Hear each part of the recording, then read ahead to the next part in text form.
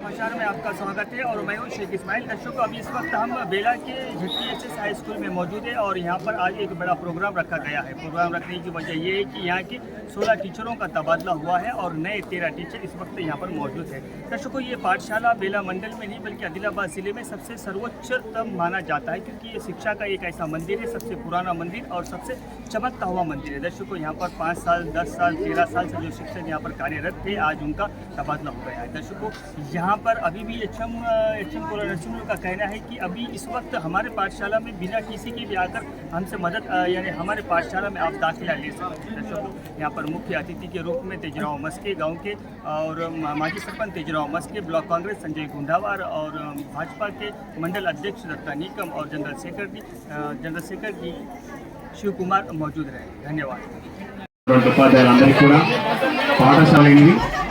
పాఠశాల అభివృద్ధిలో వారు చేసినటువంటి సేవలు ఎప్పుడు కూడా చిరస్మరణీయంగా ఉంటుంది.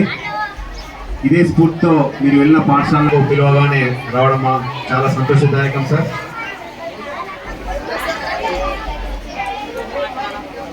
డాన్స్ రెడీ ఉన్నారా?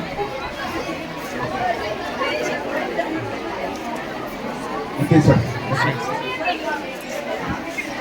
Right sir. దయచేసి సన్మాన గ్రహీత ఎస్ సుజాత మేడం గారు కూడా సిద్ధంగా ఉండాల్సింది కోరుతున్నాం.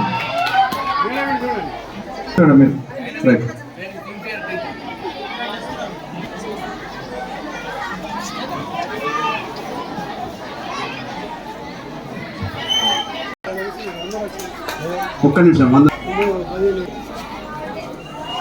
మరో సన్మాన గ్రహీత జి నరకుమార్ గారు సిద్ధంగా ఉండాల్సి కోరుతున్నాం. వీరి చేతుల మీదుగా నరకుమార్ గారికి సన్మానం చేయడం జరుగుతుంది. ఒకసారి అందరూ కూడా విద్యార్థులు చప్పట్లతో అభినందించాల్సిన కోరుతున్నాం.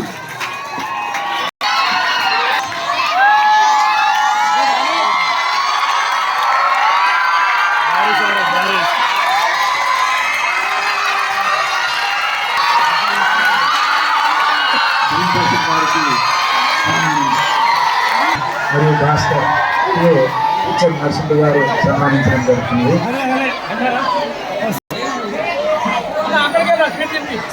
సన్మాన గ్రహీత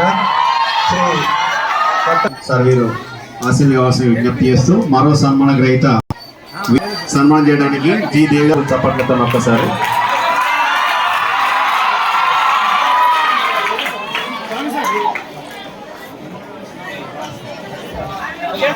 అభినందనలు తెలియాల్సిన కోరుతున్నాం.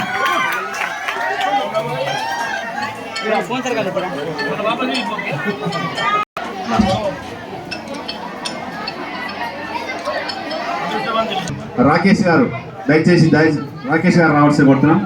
కొంచెం దేవదాస్ సార్ వచ్చారు సార్. దేవదాస్ సార్, రాకేష్ గారు, దేవదాస్ సార్ గారు, సుగుణాకర్ సార్ వచ్చాడు.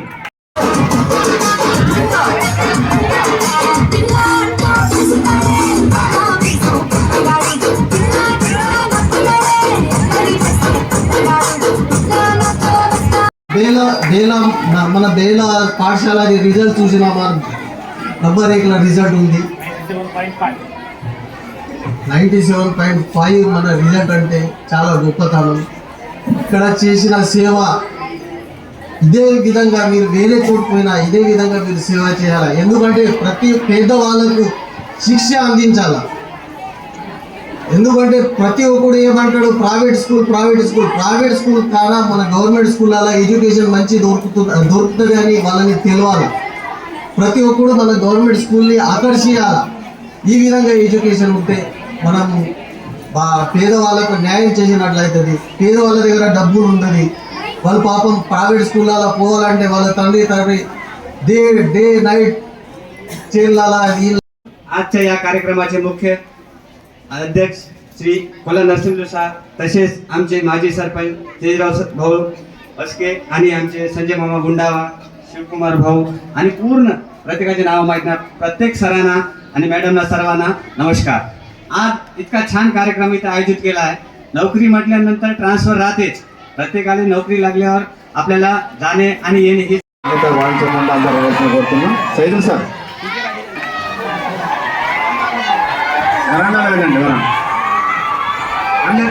शिक्षकों का सम्मान सभा के आज के अध्यक्ष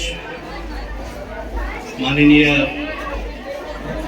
पाठशाला के प्रधान उपाध्याय, उसी तरह गांव के हमारे मित्र कांग्रेस पार्टी ब्लॉक कमेटी अध्यक्ष संजय गुंडावाल जी, उसी तरह हमारे मित्र शिव कुमार जी, बीजेपी पार्टी के अध्यक्ष हमारे मित्र दत्ता निकम, उसी तरह आज इस पाठशाला में 10 से 12 साल तक अपनी पूरी तरह से यहाँ पर ड्यूटी करते हुए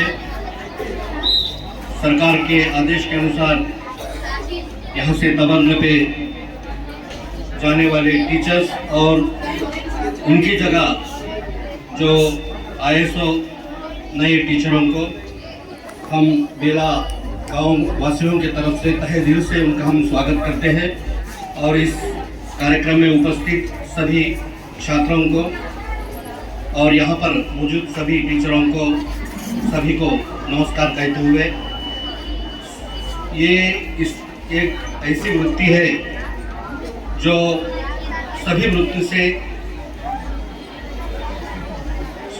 सब वृत्ति में पैसा और उनको उन्नति मिलती है, लेकिन इस वृत्ति में एक ही एक वृत्ति है जो टीचर की, शिक्षक की, उसमें सम्मान मिलता है, सम्मान मिलता है।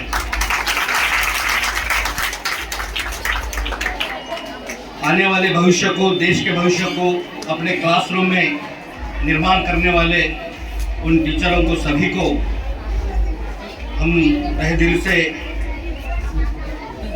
शुक्रिया अदा करते हैं। और दूसरी बात, यहाँ पर 3 मीडियम, 3 माध्यम, इंग्लिश, मराठी और तेलुगु।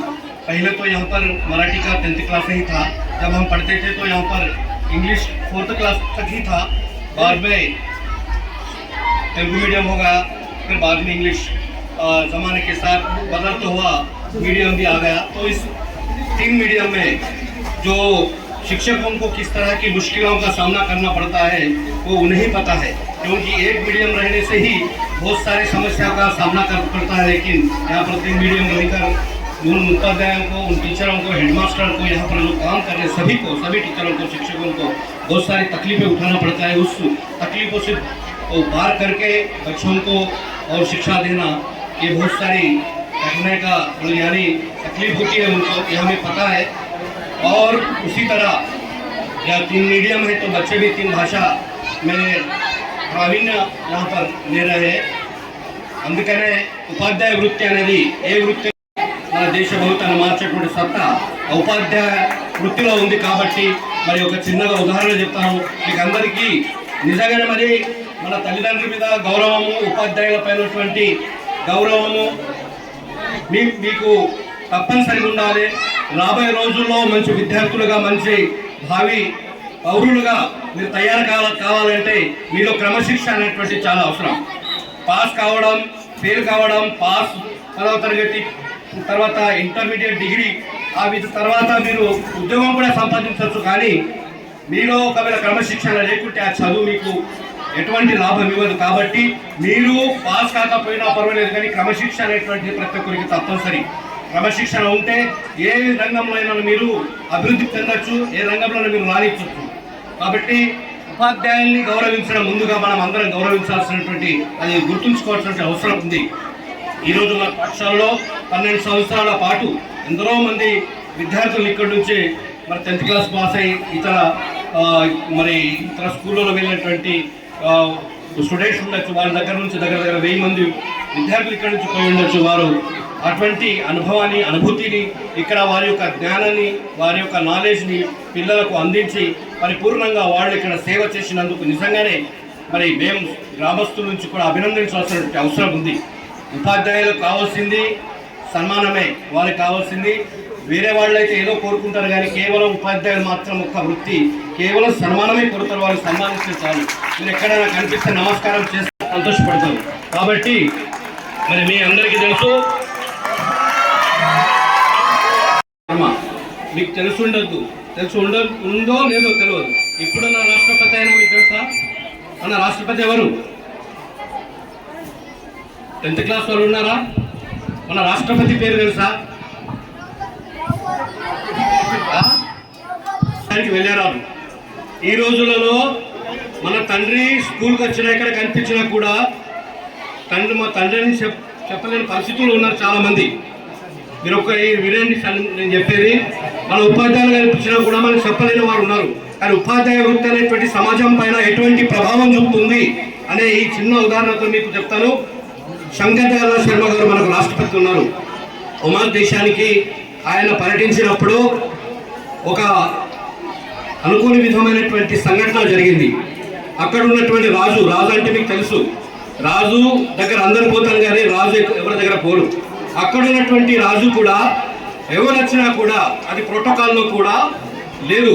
ఎవరైనా రాష్ట్రపతి వచ్చినా ప్రధానమంత్రి వచ్చినా తను వాళ్ళని వెళ్ళి రిసీవ్ చేసుకోవడం అనేటువంటిది ప్రోటోకాల్లో కూడా లేదు. కానీ మన రాష్ట్రపతి, భారతదేశ రాష్ట్రపతి శంకర్ దయాళ్ శర్మ గారు వెళ్ళినప్పుడు ఒమర్ దేశ రాజు అనేటువంటి వాళ్ళు తనకు రిసీవ్ చేయడానికి విమానాశ్రయానికి వెళ్ళి ఆ విమానం ఆగిన తర్వాత డోర్ దగ్గర వెళ్ళి శంకర్ దయాళ్ శర్మ గారిని ఆహ్వానించి కార్ దగ్గర తీసుకొచ్చి అక్కడ ఉన్నటువంటి కార్ డ్రైవర్ మా జిల్లా పరిషత్ ఉన్నత పాఠశాలలో పూర్వ ఉపాధ్యాయులు కొందరు ప్రమోషన్పై, కొందరు ట్రాన్స్ఫర్లలో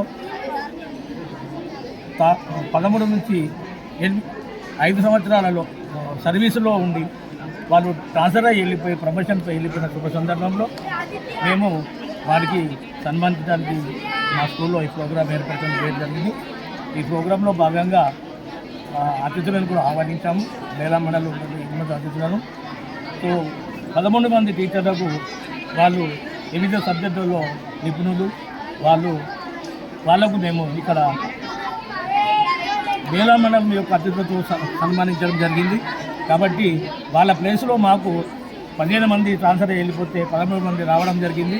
ఇంకా 2 పోస్టులు వేకెంట్గా ఉన్నాయి. అవి కూడా డిఓ మేడం గారికి అయితే త్వరలో ఫిలప్ చేస్తామని చెప్పారు.